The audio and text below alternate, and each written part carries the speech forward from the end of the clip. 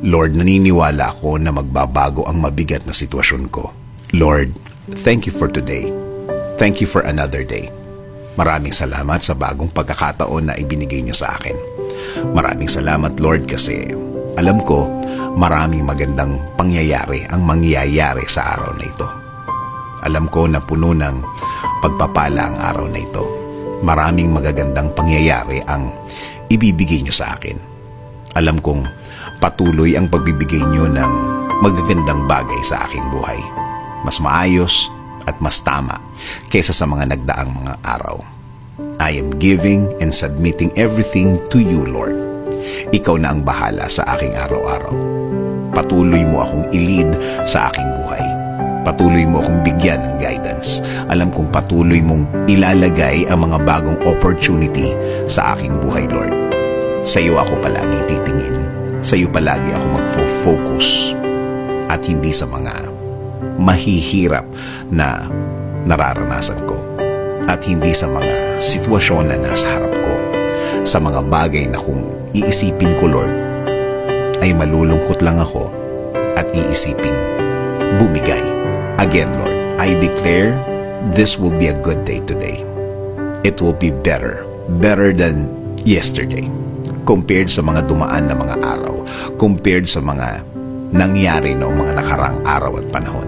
Salamat sa laging pagbibigay ng mga bagong pagkakataon, sa mga new chances, sa mga second chances. Sa plano niyo ako titingin palagi, sa magandang finished product ng plano niyo sa akin. Patuloy niyo akong proteksyonan, patuloy niyo akong i-bless, Lord. Patuloy niyong ilagay ang mga tamang opportunities sa aking way. Patuloy niyo pong ilagay ang mga tamang impluensya sa aking mga dinadaanan, Lord. Sa aking mga dadaanan, Lord. Itinataas ko din sa inyo ang aking pamilya. Patuloy niyo din silang alagaan. Ilayo niyo po sila sa mga masasama, mga taong may maitim na balak sa kanila at sa akin, Lord. Patuloy niyo silang i-bless ng mga pangangailangan nila, Lord. Pati po ang aking bayan. Kayo na din po ang manguna sa aming bayan. Kayo na po ang magbigay ng dapat para sa aming bansa. Patuloy niyong gawing mas matalino ang mga namumuno ng aming bansa. Patuloy niyo pong i-bless ang Pilipinas. Kayo na po ang bahala sa aking buhay. Kayo na po ang bahala sa aking mga gagawin sa araw na ito. Bless my works, bless my mouth, bless my thoughts, bless the things I'm about to do. Lead me, Lord, today.